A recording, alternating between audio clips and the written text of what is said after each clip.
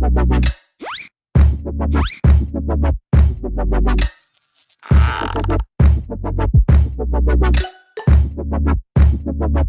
there, Board Game Brody here with Let's Table It, where we get games to the table like this one here, Solar Eclipse by Baron Jon Games.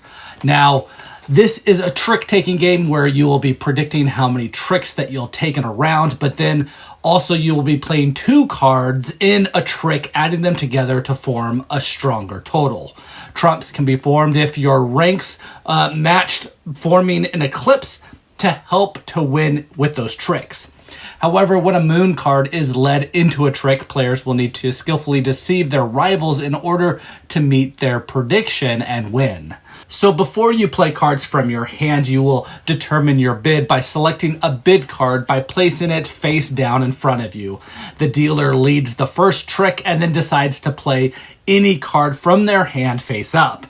And in clockwise order, other players will also place a card face up that follows the suit of the lead player's card if possible. If unable to follow suit, a player can play any card from their hand. The trick continues with the lead person playing a second card from their hand and all other players doing the same as well. Again, if a sun card was the first card that was played by the lead player, then all players' second card are played face up. And if a moon card was the first played by the lead player, then all players' second card are placed face down.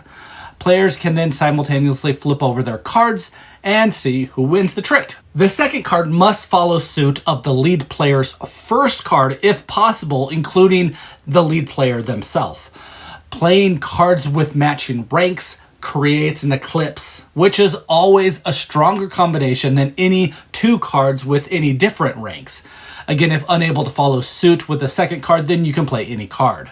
After players have played two cards, the trick is then resolved and the player with the highest eclipse wins. If there is no eclipse, then the player who played the cards with the highest total strength wins that trick.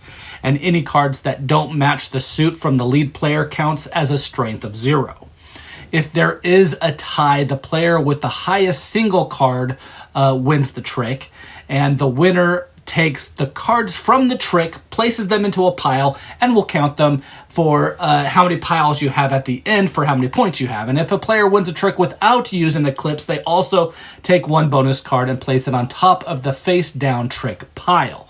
The winner of the trick leads the next trick. After 7 tricks, scoring is then performed.